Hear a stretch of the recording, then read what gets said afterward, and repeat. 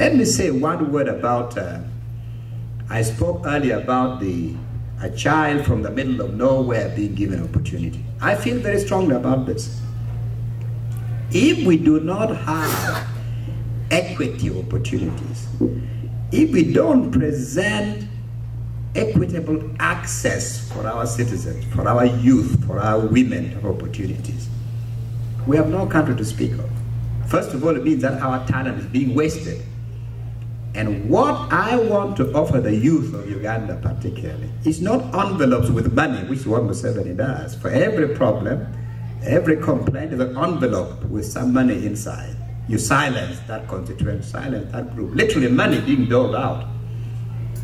I have no money to offer Ugandan youth, and I should not offer them envelopes of money. What I want for the Ugandan youth is something much more important. I've spent many years working for youth, working for women all over the world, all over the world.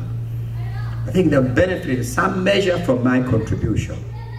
I want to bring that experience, that network, that expertise, that resource, bring all of it and put it at the benefit of Ugandan women and Ugandan youth.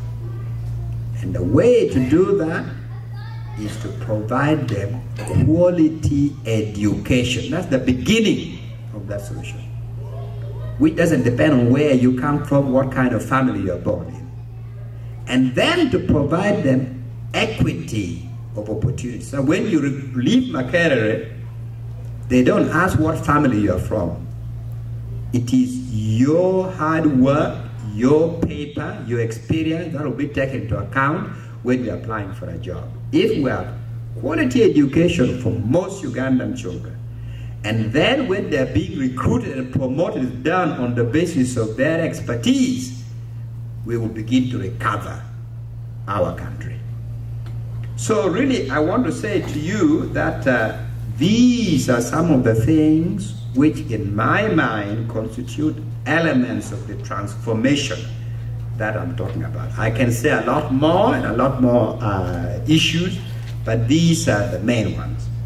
Now, there's another thing I should mention to you. The struggle in which we are engaged is, of course, a political struggle. It is an economic, social struggle, of course. But it's more than that. It's much more than that. This struggle is about the very soul of our land, the very soul of our country. There is an aspect to this struggle which is not political, not just economic, is a moral struggle. Let me tell you why. If we live in a country in which apparently there is no sense of outrage anymore, no sense of shame, especially on the part of those who lead us. Let me give you an example.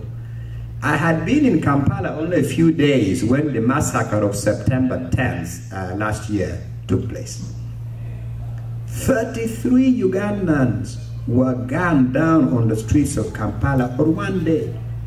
Unarmed Ugandans, 33. And hundreds more were wounded and taken to hospital. Some were rounded up, taken to prison. The following day in Kampala and in the country is business as usual. The whole week, the following week, business as usual, as if nothing had happened. How is that possible? How is that possible? And then the regime begins to craft a narrative which Ugandans buy. So they begin to say, well, there were these Baganda rioters. Oh, they are not Ugandans, they are Baganda rioters. And immediately the papers pick this up. So suddenly they are isolated, they are no longer Ugandans, they are Baganda, so it's a Baganda affair. Two, they are rioters, implying somehow they must have done something to earn being massacred on the streets of Kampala. Several days later, something similar happened in Conakry, Ghana. There in Conakry, Guinea. This was a major event. The Guineans poured on the street. They began the process. We brought down that government. They yelled all over the international community. It was headlines all over the place. Different response from what happened in Kampala, Uganda. How is this possible? How is this possible? Or when you've now seen this series of schools being banned. In Kabenja, Buddha Jr., young girls were burned to death in their beds in a boarding school. Primary school girls. Nothing happened. Absolutely nothing happened. Another school was burned down. And another one. Nothing happened. Business as usual. What has become of us? Or when you read now in the papers, it may be on one occasion in 5 years you read about this thing called child sacrifice. I don't know how many of you are familiar with that term when you're growing up. It's not a common thing. You know, every other day you pick the paper, some child has been kidnapped, some child has been killed, dismembered, you know, certain organs taken away, and again, no outcry. People don't marching on the street saying, what is going on? And what is the government doing about this? And who are the culprits? No. It comes and passes. It's no big deal anymore. Not to mention what happened in Kanungu even earlier.